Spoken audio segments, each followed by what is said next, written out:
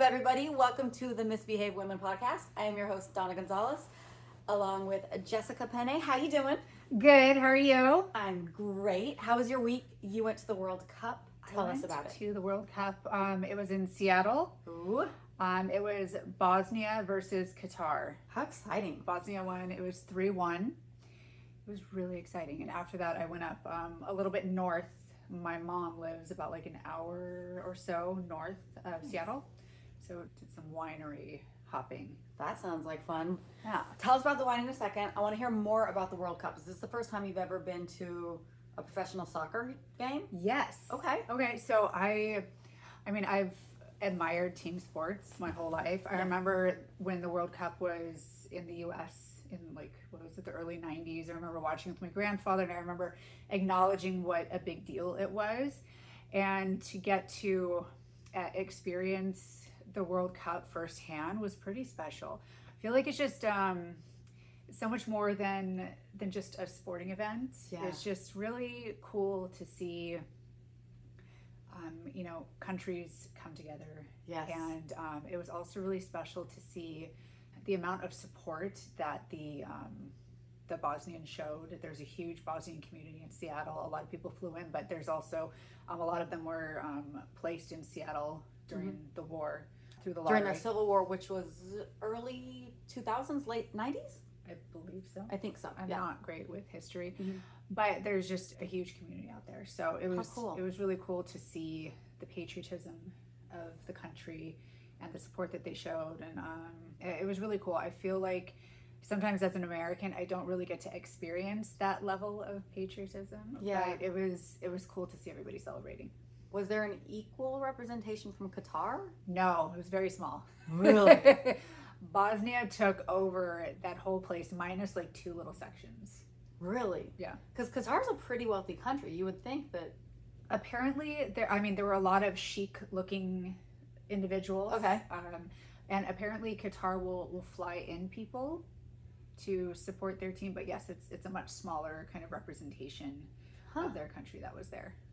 Well, that sounds like fun. It was special. I do have this. I had great seats. It was absolutely amazing. Yeah. And to be in that kind of energy was something different, because I've been in a lot of sporting events, and I think that just the amount of support that people were showing their country, and like the love, and I don't know, just like this pride that exuded from everybody in the stands was pretty special. That sounds really cool to be a part of. Yeah. How fun. Yes. I'm so glad you went. Me too. So then how is the wine? Where'd you go? What'd you do? So traveled out to visit my mom, and she lives, it's like, I think it's technically Tulalip. Sure. Okay. I don't know. I have a really hard time pronouncing a lot of those cities. Wait, does it start with a P? No. Isn't there one that sounds similar to what you just said that starts with a P? Puyallup or something like people There could from be. Washington are going to be messaging us, telling us how stupid we are. It's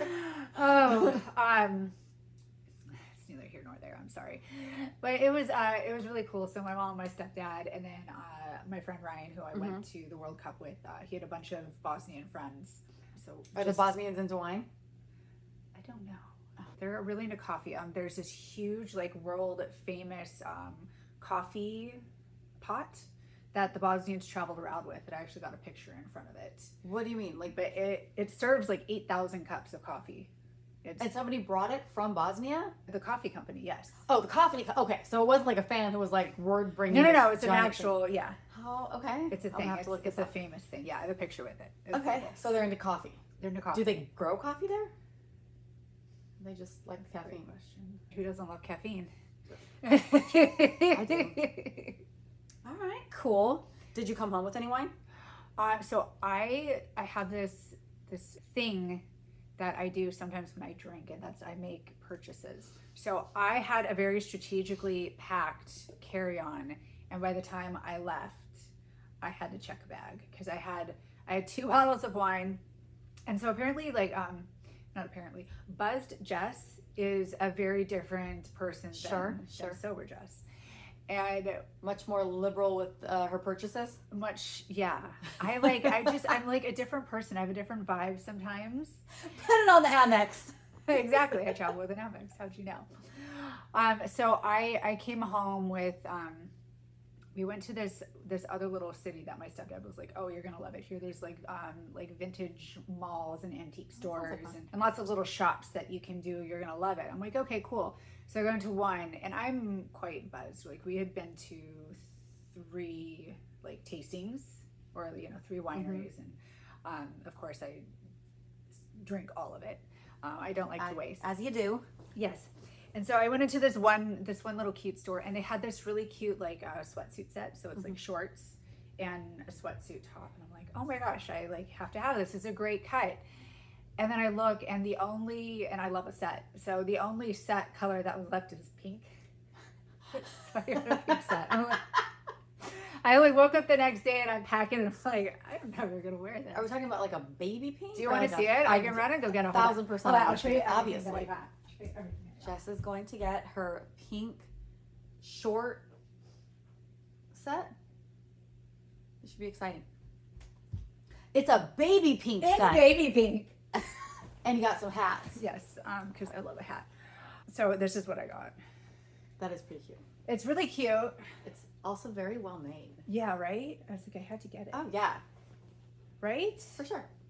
So, well... Was this the first time the world will ever see you in pink? Yes. Probably. I also got some hats. So this is from the same store. That's my middle name. It's my middle name. It's That's everybody born exactly. in our era. Exactly. My name was the most popular name the year I was born. I was like, you could have been a little bit more creative. Come on. You know, I was supposed to be named Michelle. Really? Up until literally the moment I was born, my name was supposed to be Michelle Suzanne, which not me. I was born, and my dad looked at my mom, and he was like, hey, I want to call her Donna. And my mom goes, oh, I love that, but I want to spell it with a W. And my dad looked at me and goes, I don't know how to spell that name anyways. You do whatever you want to it. And that's how Donna got her name. That's how my name came about. Yeah, I was supposed to be Michael. They didn't know what I was going to be, but my family, I'm the only girl in 5 generations of my family. Oh, so yeah. They thought you were going to be. They thought I was going to be a right. boy. So I was going to be Michael James. Okay. Yeah. And you are now Jessica Marie. All right. There you go. Yeah. They thought I was a boy too before I was Michelle, because I guess boys have slower heartbeats in the womb, and I had a slower heartbeat. So they were like, oh, it's a boy. And then later on in the pregnancy, they realized it was a girl. Nice. Yeah. Nice. That's how they looked at things back then. Yeah. In the 1900s. The early 1900s. And then I got this hat from one of the vintage stores. Love it. One of the antique stores. So yeah, love a hat. And then I got these. I would buy these silver, by the way. What are they? I've been in the market. So this is a bone from a coyote. Okay. From their like paw. And then this is a raccoon penis. I'm sorry, you've been in the market? I've been in the market because you put them in your hats. I have a lot of like cowboy hats. Okay. So I've been in the market. Is this a raccoon penis? Yeah. Is this the end, or is this the business end? Okay. What do you think? Well, congratulations. So on I've your been in the raccoon market. I was really excited about it. I was like, look. She's like, oh, I'm so proud of you, honey. How much did you pay for a raccoon penis? It was just a couple dollars. Okay. You know, it was a good deal. Add it to your collection? It is. You know what weird shit I have back there? Oh, tell us about some of your weird shit. Just lots of crystals. I have Astraeas in that box, Ludos in that one. Those are little spirit guides, those little wooden carved things. Lots of crystals, sage, a cigar, lots of crystals, hape, What a is? curipa pipe. What's the skeleton plate? The skeleton plate. Oh, I just like it. Oh, okay. It's just cool. I like it. So for those of you that can't see the rest of the house because this is all you can see, Jessica has a very, what I would describe as a witchy house that I absolutely love. There's so many cool like rocks and crystals and plants and bones. How do you have any other penis bones? No, it's my first. Oh, congratulations. Thank you. He needs a friend though. Okay. He needs a friend. He'll get a friend later. I feel like there's an opening there for somebody to say that. animal, deceased animal penis bones. That's what we're collecting. That's the only thing. I mean, unless somebody fucks Hey, up. but I was gonna say, have you had any requests since our last pod for on the other site? Oh, there's always judgment. a desire for Right. being rated. Why do you think that is? It's like a guy thing. They're like, as much as they complain about women like thinking size is everything, like they think size is everything. Oh, they're the ones that are It's they're obsessed with it. projecting. Yeah, it's not us. They're Yeah, that's fine. projecting. Women actually don't need that much, like, because the cavity For sure. the spot is only like, what is it, 2-3 It's inches not that- up yeah, there. It's and then very small. And it also like forms to fit the partner that you're with. So I mean, of course, everybody has preferences for sure, but I would say the preferences usually lean more towards girth and not length. I would agree. Yeah. Nobody wants a hot dog in a hallway.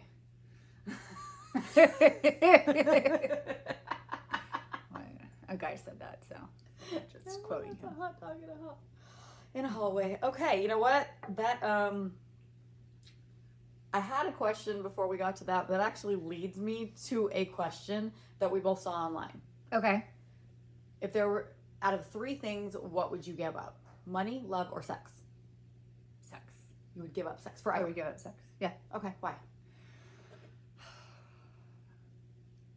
I can take care of myself better than Fair. anyone that I have ever been with. Okay. I'm serious. I think for me, I need a lot of connection, intimacy, getting to know someone, and so just sex just doesn't fulfill me the way that intimacy does. Plus, it's very challenging for me, in my experience, to find a partner that cares about me more than him. There you If go. that Yeah. makes sense. No, That's totally. what I've run into Yeah. a lot. That's fair. Yeah. I think that would be the answer that most women give, which we would give up sex. Like if there were a hierarchy, I would give up sex first because for the same reasons. Although I've actually had some great partners. But out of the 3 of those, I would give up sex first, money next, and then I would never give up love. I would do sex, love, money. You would give up love before you give up money? She's like, a girl needs comfort. Money will never leave you, honey. That's true. I don't know. I can love myself. Okay, fair enough. I can love But myself. see, and when take I care think of myself. love, I think of like love, like as a like. What if your ability to love just went away? You know what I mean? Are we interpreting that only as romantic love? I'm thinking of it like all encompassing, like how you feel about your dogs and your friends and your people in your life, and like love. I would never give that up. That's literally what pushes us and like pilots us through life. It's our life force. Well, that's beautiful. I was thinking of it more in just like the romantic setting, Fair enough. because we're talking about sex and like relationship and Yeah. that kind of stuff. But you need money to live. You can live off. So you then can why live do you think without men sex are and love. willing to give up? I guess somebody asked a whole bunch of men, and they would be willing to give up money before they give up sex. Oh, I think that's so sweet. That's adorable. They're like, I don't need much, just sex. What's that old saying? Like, keep a man's belly full and his nuts empty. What, isn't that I it? think so. Why are you laughing? Isn't that it? Like, my grandma told me that. Grandma Butler Fair knew what enough. she was talking about. But I think men live off of, or they live, and I think they are supported and inspired by different things than women. Yeah, I think different things just make us tick. Mm-hmm. But there are probably times in my life that I'd be like, no, I'm not giving up sex. Yeah, I've gone long periods of time Yeah. without having sex, and I don't need it. It's fine. All right. I mean, Fair enough. yeah, just whatever. Are you do you use Of tools? course, I use toys. do you have like an array, or are you like, no, I'm like this type of girly? Well, I mean, I have an array, but I have like my favorites. All right. Like, you'll see something, trendy, be like, oh, maybe, and I'm like, it didn't really work. It was more of like I've been disappointed a couple times. I have, yes. Yeah. There are some that are just like too much. You just need a very specific thing. But to do a very specific thing, you don't need all the Right. You don't need all those. I have a friend, I remember she told me that her partner, her boyfriend, her somebody gave her a vibrator that she plugged into her iPhone and it would vibrate along with whatever song she was listening to. That's funny. Yeah, that's gimmicky. I don't think I would actually be able to get off from that. Right. I just need to. Just a steady. But you can't have that too much because then it desensitizes you. Whatever. Desensitizes I'm you. fine. All right. I have. Have you heard of the ones that go in your underwear, and then your partner can also like remotely play with it too? Yeah, for sure. On their phone. Yes, I have never purchased one, but I've heard of them. Oh, well, yeah. Maybe next anniversary. All right. Well, if anybody wants to send the Misbehaved Women podcast some stuff for us to try out. Yeah, I'll give a review. I've had many For sure. in my life. For sure. All right, back to travel. Where is I think we may have talked about this, but where's your favorite place that you've ever traveled and what was the best lesson that you learned there? Oh my gosh. You're putting me on the spot.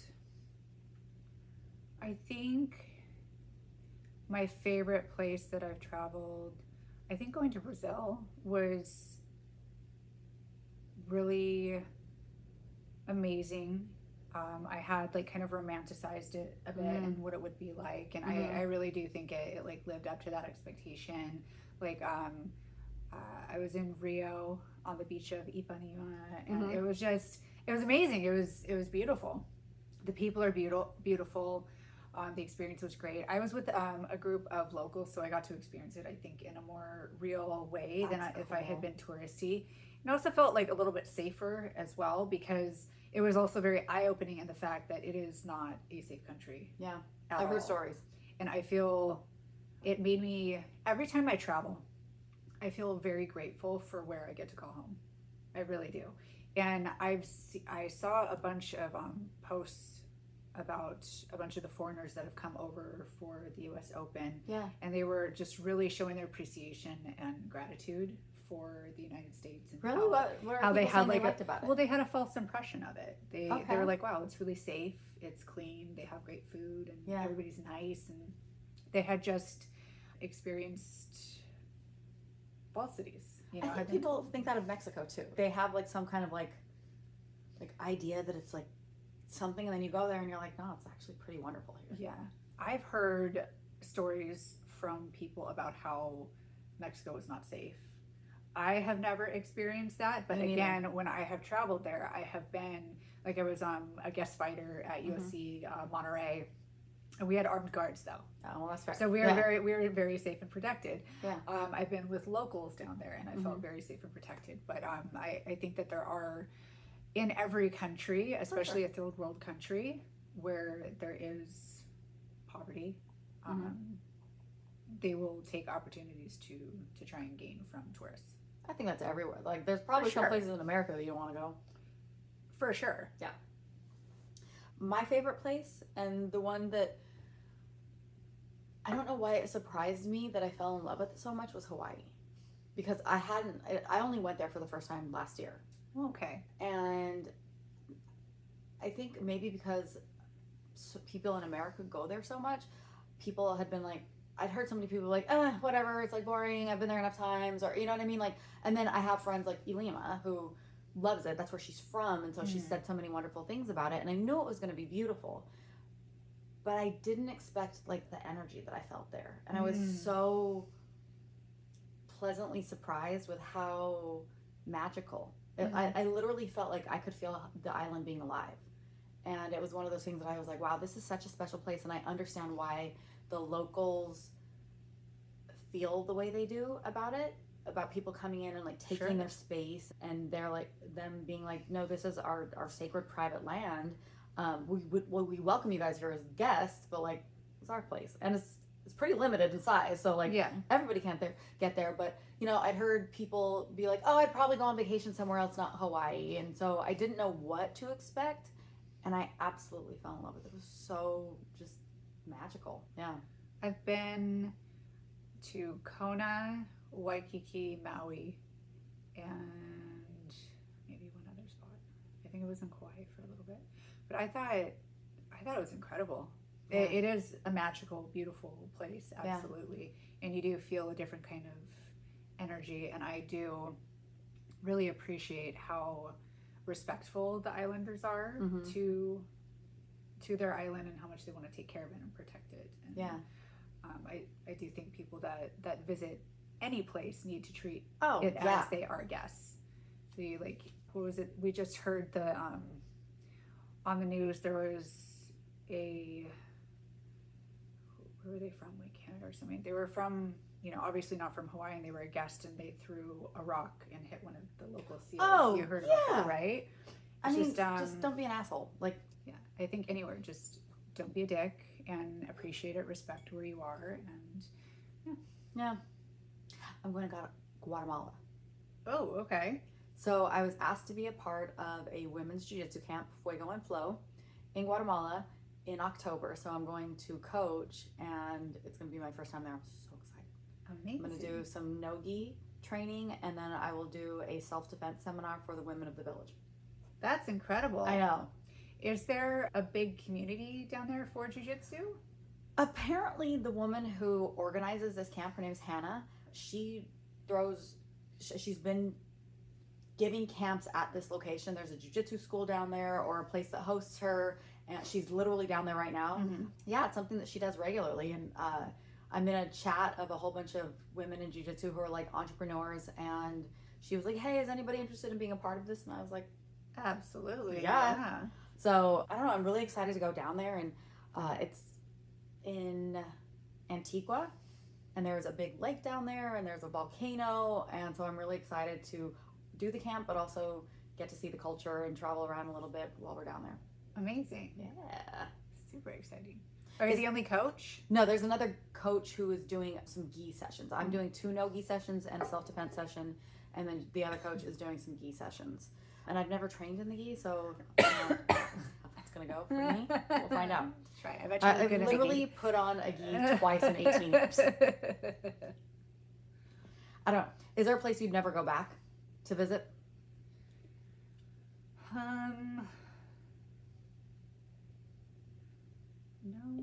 I can't. Nothing off the top of my head. No. Is there a place that, if you had a list of places you wanted to go visit, that who's at the bottom that you're like, I don't really ever need to see that in my life? That I haven't been? Yeah.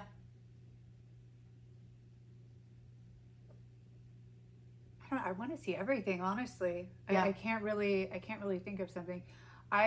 Through my sport, I've gotten to see places in the middle of the United States that I wouldn't have ever gone to otherwise. So I guess I would probably say that. I don't want to say any of the states. I don't want to offend anyone. I'm going to be like, tell me. No. But there are places throughout the U.S. that, I mean, I'm happy that I got to go see what it was like, but yeah, I wouldn't go back again. Yeah. And I have a weird... It's nothing personal. People are like... Sorry, I'm not saying it. All the clicks on the... I know. I will have you know that our small town... I have a weird thing that stopped me from wanting to go some places. Toilets. I've seen some toilets, girl. I've been to Thailand. I'm supposed to go to Thailand next year. What do I need to be aware of? Rural. Some are not westernized. Some are not westernized. Tell me what I need to be prepared for. Some don't make sense. Okay, here's the thing. I have toilet trauma. When I was a little girl, there's a story. We lived in Denver for a little while, and a girl who was, I think, younger than me, because I was a child, I don't know, but another little girl got kidnapped when I was also a little girl. And the kidnappers dumped her in an outhouse, and she survived for several days until some bird watchers found her. What? Yeah. 20 feet down, submerged in an outhouse. Like she couldn't get out. Correct. And to this day, after that story as a little girl, I had to be escorted to the bathroom for the longest time. to flushable toilets, by the way. Like, not, like, outhouses were a whole, like, not, like, off the chart. Like, that was never, ever gonna happen. Can you set foot in an outhouse now? Even when I have to go into, like, The blue ones? the blue ones still freak me out. Like, I have to stand outside and, like, prepare myself and do several Somebody deep needs breaths. to hold your hand from the outside. I tell people, I'm like, I'm going, and then I still panic, and, like, I get out of there so quickly, and I have to, like, back in and, like, stop myself from having a panic attack, and, like, seriously. Dang. Yeah. So then I've heard about some toilets in other countries that I'm like, I guess I can never go there, and now I'm hearing that I can't go to Thailand. What? You can. No, there's a lot of westernized facilities. Okay, but what? Tell me. No, it's like, Like, do you have to it's like a platform, and then you like squat, and then there's a Is there anything to hold on to? no. It's all leg power. Oh my god. And then there's a bucket and a cup, and I still to this day am not confident in my usage of this type of toilet. You're fine. You're fine. You're probably gonna stay at a really cool resort. Oh my It's God. very westernized. They have Right. bidets there usually, Okay. which are very nice. Yeah. But yeah, that's my weird quirk, is that I have really weird toilet trauma. Yeah, I'm sorry. I don't That know. sounds awful. Yeah, I was listening to like a podcast or something, and somebody started to tell this story, and before they even launched into it, I was like, I know this story, and I called my mom. I was like, do you remember the story? She was like, do I remember the story that has traumatized you your entire life? Yeah, I do. Of course I do. Sweet child. Yeah. So that's my weird story. Okay. So since we're still talking about body parts and functions and stuff, I guess that's the theme of this podcast. We both saw the same clip of a divorce attorney on, I don't know how to say her last name, Lisa Bilou, of the divorce attorney saying that he thinks that all the problems in relationships can point back to women's periods. Yes. Now, did you have the same reaction when he started to launch into this theory? No, that I was I like, did? I'm listening. Okay, yeah, and then immediately I was like, and he like, Lisa did the same thing. He was like, let me finish, let me get through this. And his theory was that women learn to be comfortable being uncomfortable very early in our lives. And it's just something that we have had to deal with since the age of 12. Like, as soon as girls get their periods, everybody in the world's like, hey man, suck that shit up and keep moving, because the world's not going to stop for you for 4 days every month, no matter how much we would want it to. Yours are only 4? No. I have 5 to 7, I guess. For a while they were, and then they started off really bad for me, like in bed, not being able to get up, horrible cramps, got not so bad in my 20s and 30s, and then now they're back to being horrible and painful, which it seems completely unfair to me. Yeah, like what the fuck? But because women have learned to function and understand that like sometimes things just suck, that when in relationships, that's a state of being that we are comfortable being in. And when things go bad in relationships, since guys don't have that same experience early in their lives, they're like, oh no, something's broken, must get out of this relationship, it's not going to work anymore. Yeah. Instead of being like, oh yeah, it's kind of fucked up for a while, but we'll fix it, or like it's going to get better, and like whatever. And I think that's a really good and very legitimate concept that makes sense within the confines of relationships. Absolutely. I mean, just in the way that I or other females handle things is based off of understanding that we're going to be uncomfortable. Yeah. And we're going to have to get through it, and we're going to have to smile and be poised while we're doing it. Yeah. And not really letting other people know what we are going through. Whereas you have, I feel like men getting sick is like the best example. It's like a man getting sick, it's like the end of the world. Oh my God, I can't go to work, I can't do this, oh my God, please take care of me, kind of thing. And women could be feeling the same way, but we have just learned that we still have to show up and perform. Yeah. I'll tell you what though, my relationship, that is not the case. I'm the baby. So I can handle my periods, even though they're stupidly painful and I want to punch people. My husband, when he gets sick, he actually won't let me take care of him. It actually pisses me off because he gets into this I must survive mode. It's the weirdest thing, but I'm like, can you please lay down and just like rest? And he's like, no, must do all the things that I'm supposed to do. I have to do this. And like he gets into this like, I don't know but I'm the baby. Like the second I'm sick, I'm like, I'm going to bed. Goodbye. I'll see you in 3 days. Wow. I didn't see that. I know. It's nice to have somebody to take care of you. Yeah, he's great, but he actually won't let me take care of him, which I'm like, I wonder what it would be like if I were in a relationship with somebody else. Like if I'd be like, all right, peace out, dude. And he'd be like, what? What's going on? But no, I have always had to show up for myself. Yeah. And, you know, I live alone. Yep. I've been single for a very long time. I mean, if I don't do it for myself, it's not going to. So I also find it hard when I am in some kind of a relationship, allowing people to do things for me is very challenging. Yeah. I was briefly dating someone last year, and I remember I had to cancel a date that we were going to go on because I was actually feeling like really bad. And I'm like, listen, you're going to be traveling. Like, I'm just going to stay home. This man sent me like Uber Eats every day for a week until I felt good. Aw, so sweet. Thanks, random bro. So sweet. And it was actually the first time that I had like really experienced that in a really long time. It was very nice. And I'm like, oh my gosh. It's nice for somebody to be nice to you. It really is. Yeah. I hadn't experienced that. I didn't know that guys did that. Yeah. Because I have always been, you know, more of the caretaker role in the relationships. Yeah, my husband's a caretaker. He'll do things like, watch, if you and I ever go on a road trip, he'll be like, I packed you guys snacks. Oh my God, you angel. He does stuff like that. He's a homebody. He's like, I'm a domestic. So he likes to hang out and be at home with the dogs. And I'm the one that's always like, I'm doing this and this and this and this. And I'm going to go here and I'll go here and I'll see you later. And he's like, all right, man, whatever. Well, you're going to get hungry on your way. Yeah, and so he's like, I packed you some apples. That's so sweet.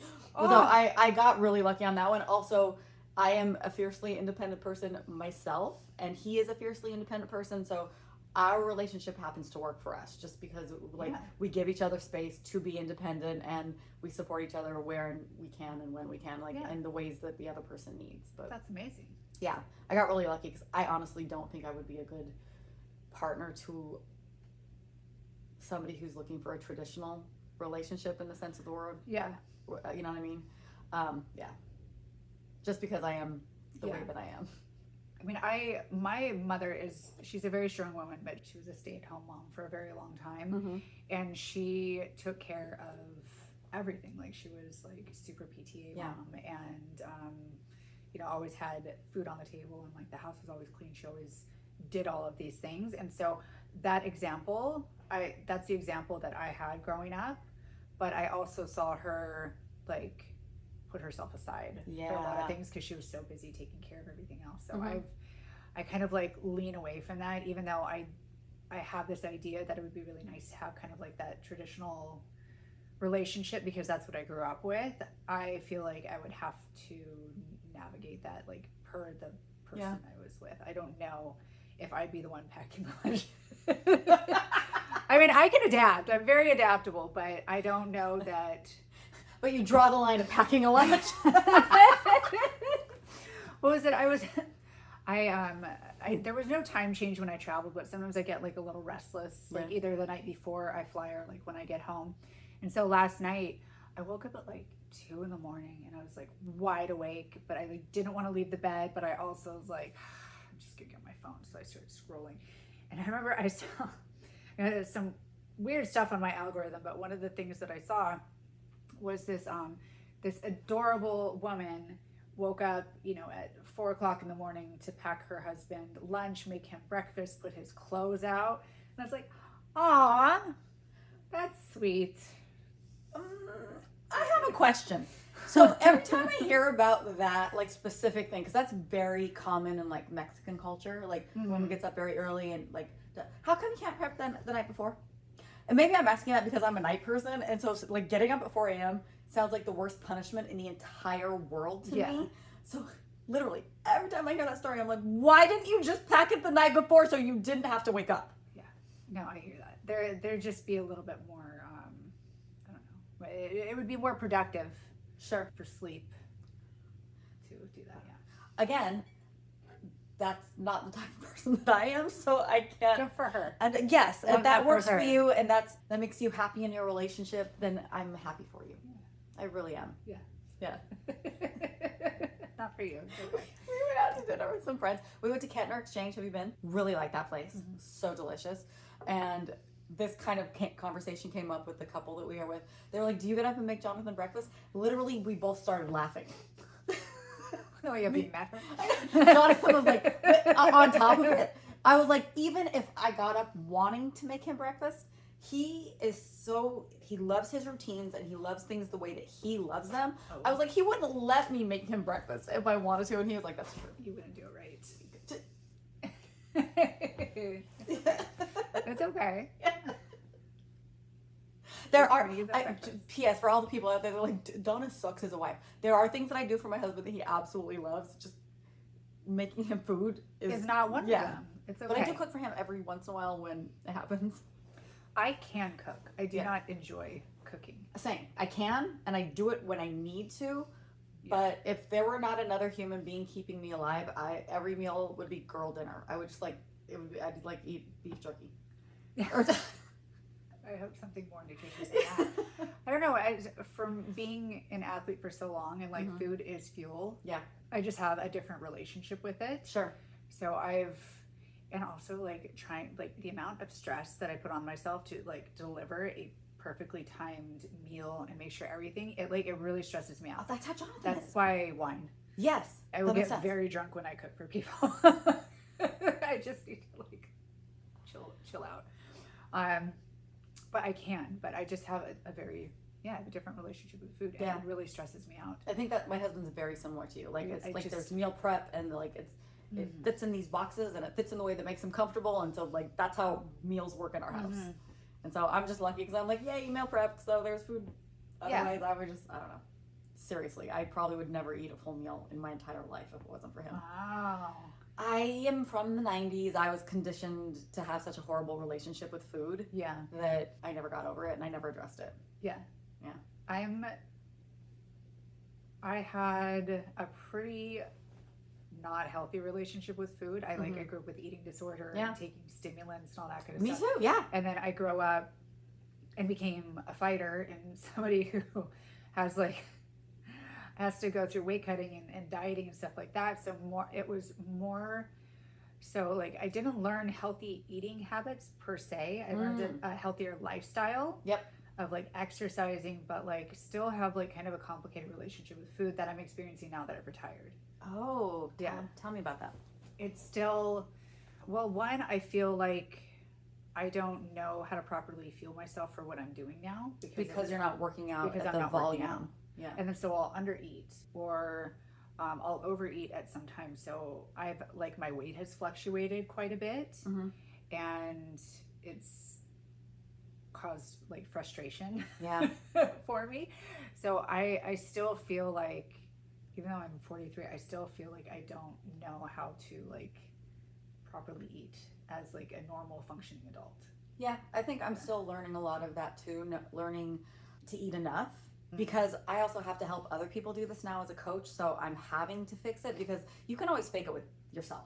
You know what I mean? Like you can make things work in a way that works for you, whether or not it's like the best thing to do. So I've been able to navigate it in a way that works for myself, even though I've struggled and struggled with my weight and all that kind of stuff. But now people are coming to me and I realize that I can't and I don't want to fake it with them. I want to be healthy. I want to be honest with them. So now I am having to find different ways to have relationships with food, and I'm in my late 40s, so it's an interesting time, especially because the culture that we were raised in those early 2Ks, late 90s with the stimulants, like that was so common for all of us to be on stimulants, is like in our late teens and early 20s. Oh my god, my doctor gave me Phetamine. Yes, I didn't even get it prescribed. I had a friend that worked in a pharmacy, and he would just I would Nice get it from friend. him.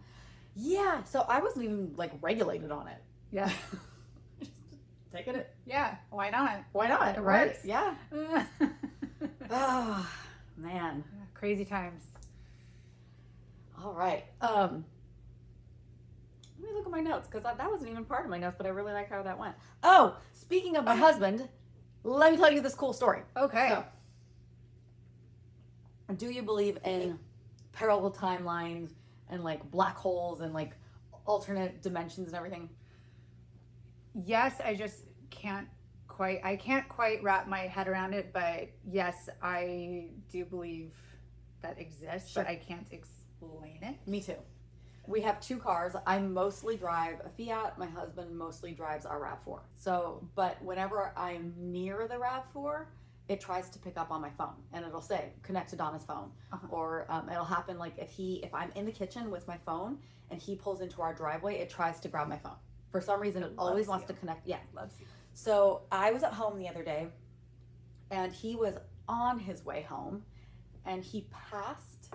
I drive a white Fiat. He passed a white Fiat, and as he was passing it, the RAV4 said connecting to Dom's phone. Yeah.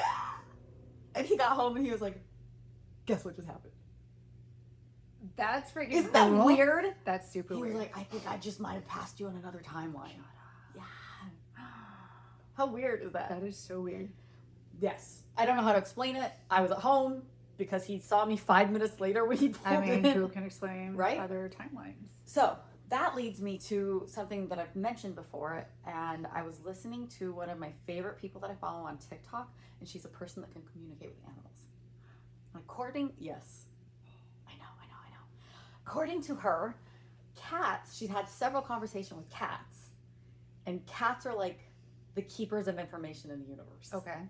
And a cat that she was speaking to, don't argue with me, just go watch her on TikTok, it's very convincing, was like telling her that black holes are portals to other universes, and they're like infinite timelines, and I don't know the word that I'm looking for, twins of our world, where they're like duplicates of us. Like doppelgangers? Yeah, but like they're living their own reality and we're living in our own reality, and like the universe is just kind of like this infinite place. Mhm. And like sometimes you'll come back and be your dog, and sometimes you'll come back and like be a fish, and they appear to just have this kind of like relaxed version. So another video of hers that I was watching was she was talking to a beagle that had been in like cosmetic testing and then was freed and now was like living with a family.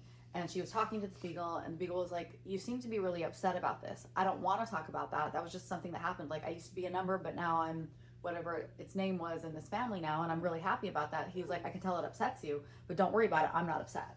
Like, it is what it is, and it was what it was, and now I'm here and I'm happy, and I'm like, I like living in this family." Yeah. And the way that she has these conversations with animals, they seem to have this like,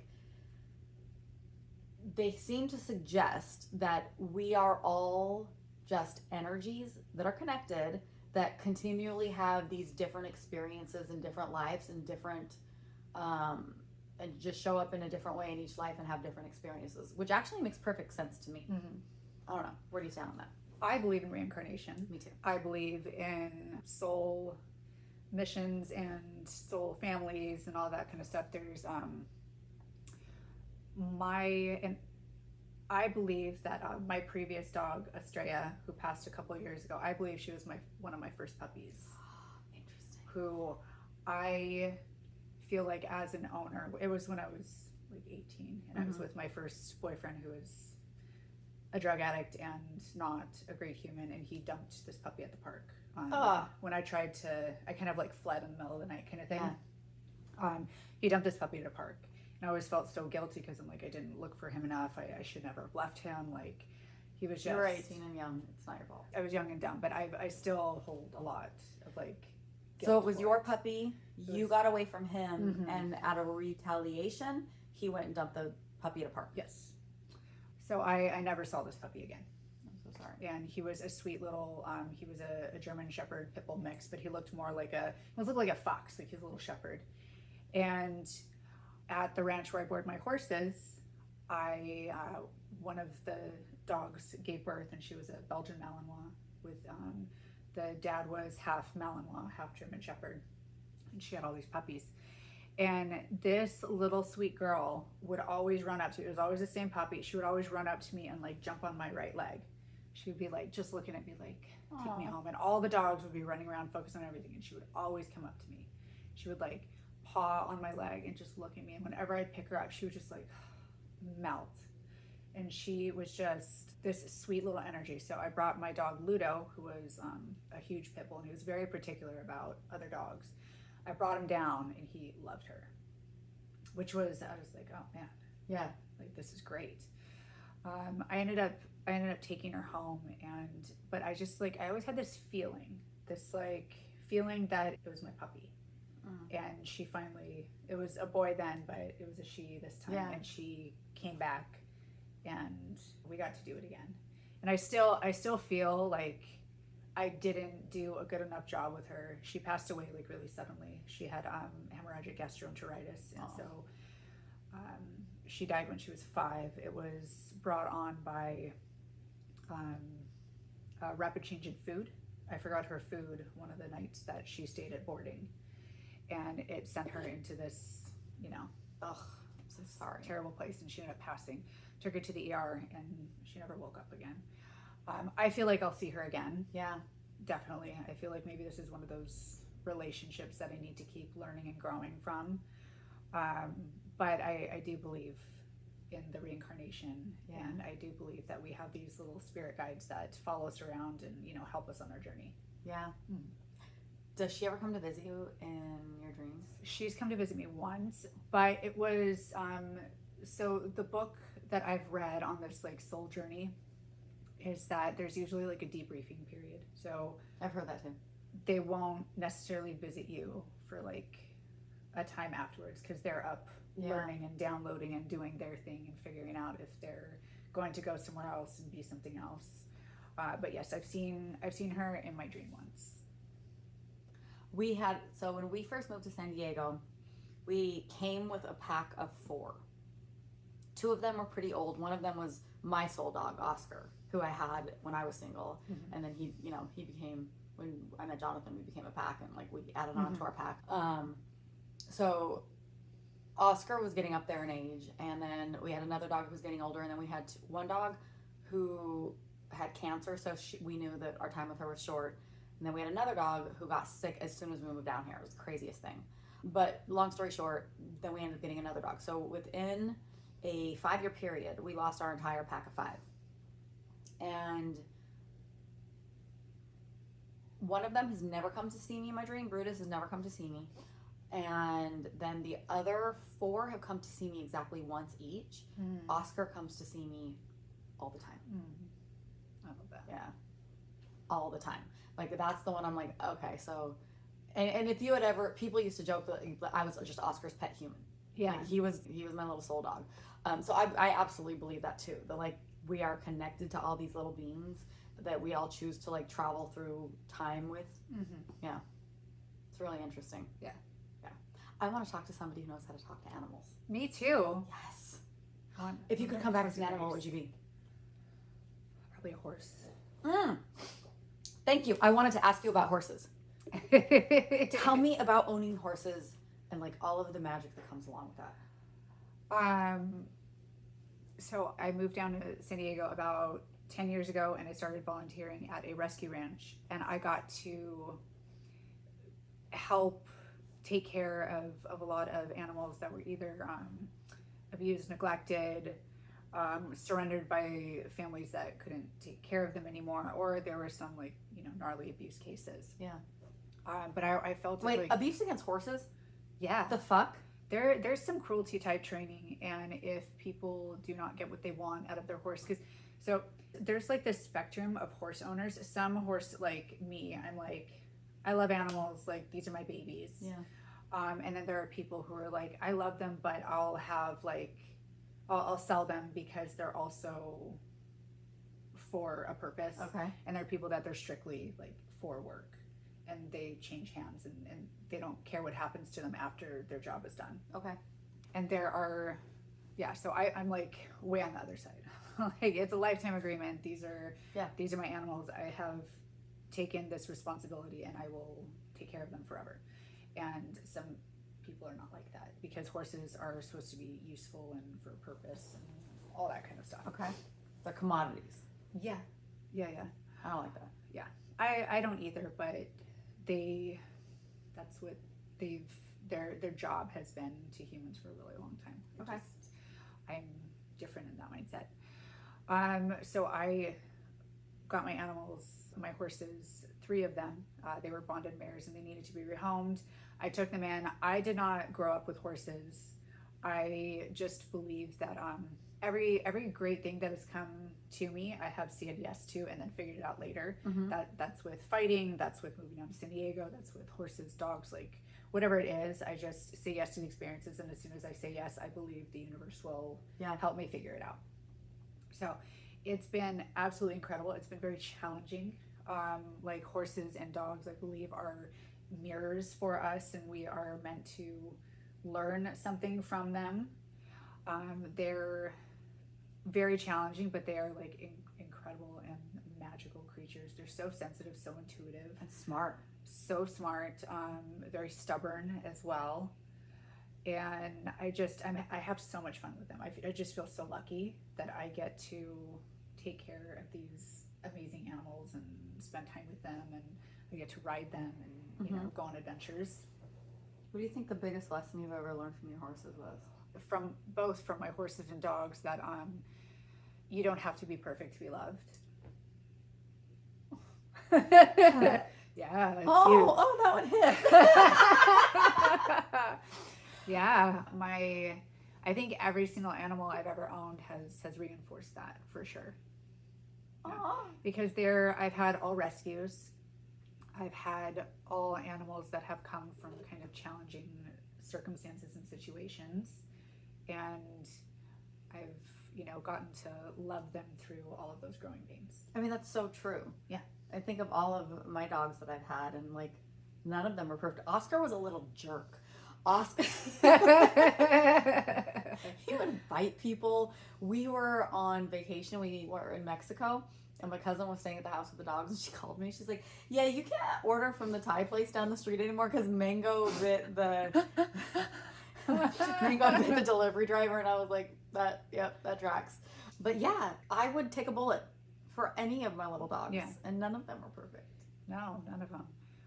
Grace, my current love right now, I rescued her, or I adopted her. She was rescued around 6 months old, and her owner dropped her at the pound and recommended her for euthanization at 6 months old, which is insane because she's a Malinois, a very strong female dog, and a lot of people that get dogs, especially strong breeds, get horses, they do not know how to properly train them.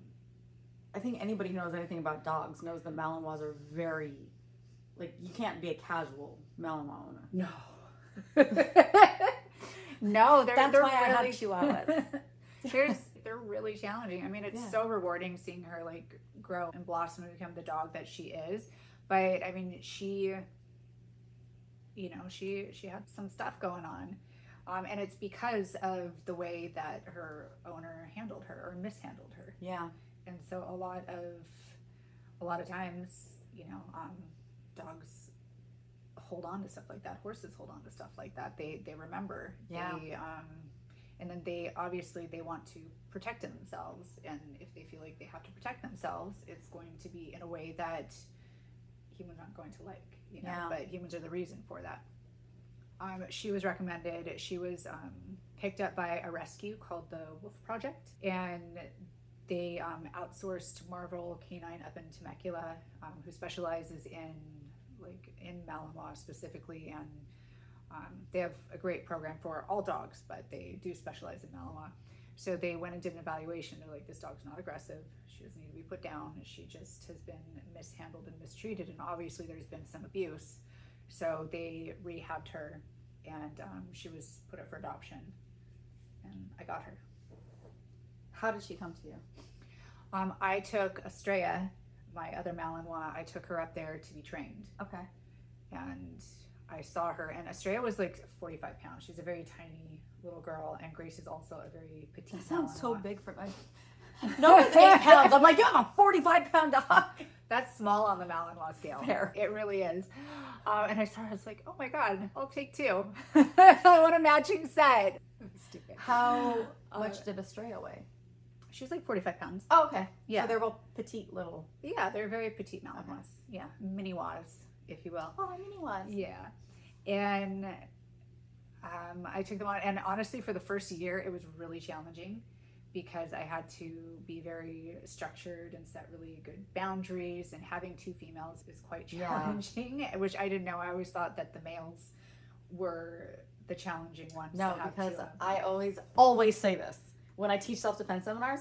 In nature, women are the female of every animal is always the fiercest. yes. Yes. But We I are grew warriors. up with male animals. Fair. I had never had female Yeah. animals, and then I came on. I had two female Malinois, and I have three female horses. I'm just like, wow, it's a lot. You Yeah. have 3 female horses. Are they the same? No, Okay. they have different personalities, but they will like kind of switch it up on me every once in a while. I'll be like, oh, you're the difficult one today. Okay. All Okay. right. Yeah. And they get along? They're all extremely bonded. Okay. How does that work? Like, how do horses live? Do you have them in the same pen? I tried having them in one Yeah. big kind of like paddock, but they like their space. Okay. They like to be separated. They'll end up like kicking and biting, and they'll get like kind of bitchy with each other. Okay. So they do like their own stalls, but Girls need their space. they do. They need their own bathroom with their own, food, their own water, all that kind of stuff. You just don't want to create competition or anything like that. So, but we do turnout time. They don't like going out on trail without each other. They really like being able to see each other. Interesting. So when you go ride, do you take all 3 of them out every time? Not every time. Okay. I'll either do individually, and then I'll take Grace out with me. I'll do one horse and then I'll pony the other one, but I can't. What's that? Take her along on the side? Yeah, on a lead. Okay. But I just don't have the confidence or competence to pony 2 horses. Interesting. So I have a handful of really amazing females that are you good, take our strong friend Paige with you a horsewomen. lot, Yeah. right? Who else do you take with you? My friend Jessica and then my friend Maddie and my friend Laura are all pretty sound horsewomen, and I'll Have fun. take them out. Yeah, it's pretty nice. Whole It's girl definitely squad. I have only put males on top of them like a couple of times. I really like the female connection. Oh, that's Yeah. so interesting. Yeah. And Do they respond differently to men and women? They respond differently to energy, for sure. But I don't know necessarily that it's because it's a male or because it's a female. But I just personally like females on my horses. Huh. It's just a preference, a feeling. You're a part of so many like cool little girl squads. Like we've talked about like Team Coven before. Which we're gonna go see. We're gonna go to PFL tonight. Yes. Jenna Bishop and Liz Carmouche fight, not each other, but they're each fighting. One of my favorite things to watch online is the Coven Girls. You guys do like weight cut parties. Yeah. What is that? I give myself a pat on the back for starting that whole trend. You did that? So we used to do when we were with Alliance, we did this like group weight cutting at one time, and I was like, this is a lot. It's not really fun because it's such a high stress situation, and I feel like it should be kind of relaxing for everyone involved. And so when I used to corner Angela, she does not cut that much weight. She has really easy weight cuts. So we would bring not food, but we'd bring like some beers and put some music on, and You just guys kind used to of sit there and like drink beer while Angie was cutting. Yeah. Oh my god. Absolutely. So we'll do that, like, and then we would sing, and then she started doing like kind of karaoke, like bringing a microphone, because you're like you're baking like a potato, and you can't really like move or do stuff. So then they started doing karaoke, but it's kind of like a tough, stressful process, and so you want to lighten the mood in any way that you can and make it fun for Jenna just posted For it was everyone. her, Kat, Angela, and probably Ashley. and they were like dancing, and Jenna was cutting out those last couple pounds. Yeah. That's so cool. Yeah, it keeps it light. You have fun. I mean, fighting is serious Yeah. and hard, so it's nice to kind of surround yourself with good energy and create fun and That's- Every time I cut weight, I will take like pictures of myself in the bath, not just like from the like neck up, and send them to like my other friends who compete in jiu-jitsu, and like Yeah. I didn't know that like I didn't know that, but like it does make sense that like you want to reach out and be supported and like have your people Yeah, absolutely. there with you. Yeah. Yeah, one of my girls, Kylie, she's one of my blue belts. Sometimes she'll come over and cut weight. She has a tub at her house, but sometimes she'll come cut weight at my house just so I'm there and I can like yell through the door like, "You okay? What's going on? You know what I mean?" Like I get that like needing that support. Well, especially like, I mean, for MMA fighters, we cut more weight than just. Yeah, because you guys do 24 hours ahead. Yeah, we have 24 hours to recover, so you're cutting way more weight, so you actually need to be supervised. Like I don't think I've ever cut weight by myself. Really? For jujitsu competitions. It's usually you're only cutting like 5 pounds at most. Like you should only be cutting around that weight. Oh my god, that's you should be crazy. dieting down and then like maybe Yeah. getting that last 3 pounds off. It would just I think for a jiu-jitsu tournament, and I mean again it's been many years, but I would only do like a pound. It Yeah. would be like that last kind of Water weight. extra step just to make sure that you were. What's like, the most on you've ever point. cut for a fight? The most I've ever cut for a fight, water weight wise, was 8 pounds, and that was really, really too much for me. It was a lot for me. 8 pounds and how long? How long was the like was that a 24-hour period or less than a day? It was less than a day. That was like the actual water weight portion where I was like sweating it out, not just like the water load and then cutting off the water. Yeah, my body, I was on. You're pretty. 8 pounds is a lot for 110 pounds. Yeah, definitely. But at that time, I did not realize the medication I was taking was something that would make me hold on Oh, to interesting. water. Yeah. Yeah, that I ran into that. And yeah, I didn't understand. How'd that go?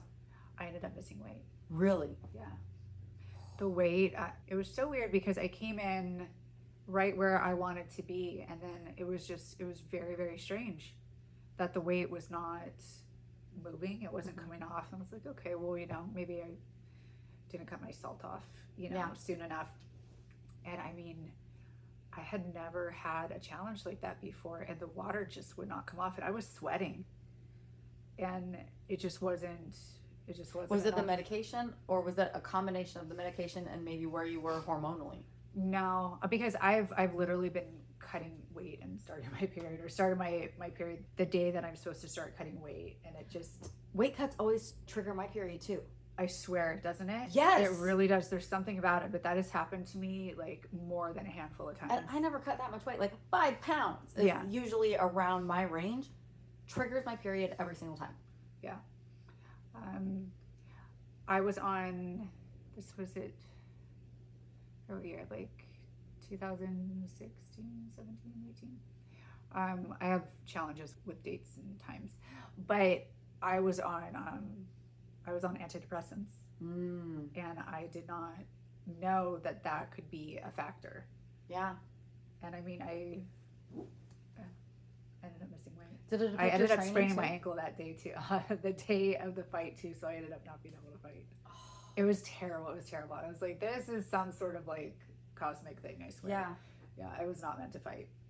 Do you think the antidepressants affected your training and your fighting anything? Yes. Because it kind of makes you, it neutralizes It all your makes you emotions. so even. Like it made me not care. Do you think you need to be a little bit angry to fight? Yes. Yeah.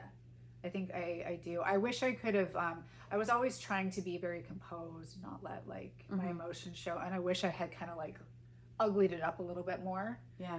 And let my emotions fuel me in a good way. But I was always trying to kind of suppress them. But yes, to your question, absolutely. Like trying to be an athlete on antidepressants is very, very challenging, especially like a combat athlete. And so I was only on them briefly, and I was going through, therapy and all this other kind of stuff because I was having terrible panic attacks during training. I could not get through sparring. I was a complete mess. And so a psychiatrist put me on antidepressants to kind of just help me like navigate through this and be able to just deal with stuff because I was a complete wreck. And so after I felt like I kind of got a handle on things, I got off of them. But I didn't understand that the antidepressants that I was on were going to affect the weight cut. And also what I came to find out was that there is an instance of a certain antidepressant that can cause, if you get hit in the head, you can actually like really damage yourself. And that's the one I was on. So I feel like there was some sort of cosmic intervention. I'm not kidding you. What's the component that makes that possible? Do you know? Well, I was on Wellbutrin. Okay. And one other one. Wellbutrin Is with it Zoloft or something? Is it like, does it have to do with like the amount of water in your brain or something like that? Maybe? I could not tell you, but there was something to do with the Wellbutrin that if you took too much, that could affect it. I'm not a doctor. I can't explain. My brother's a doctor. I'm gonna ask him about this, and I will Yeah. come back and see if we can get an answer. Yeah, but I could have gotten like brain damage. Yeah. Could have gone to a coma or something like that, like Yeah. pretty gnarly. So I do feel like my guardian angel stepped in. Yeah. Like there was an absolute cosmic intervention with that. Do you think any female fighters hit hard enough to cause CTE the way that men have experienced? I think an accumulation of punches And kicks to the head, maybe? and kicks to the head can absolutely over time create CTE. And there are new studies that show that are saying that it actually presents itself much later in life in women than in men. Yeah. That makes sense. Yeah. I mean, that makes sense.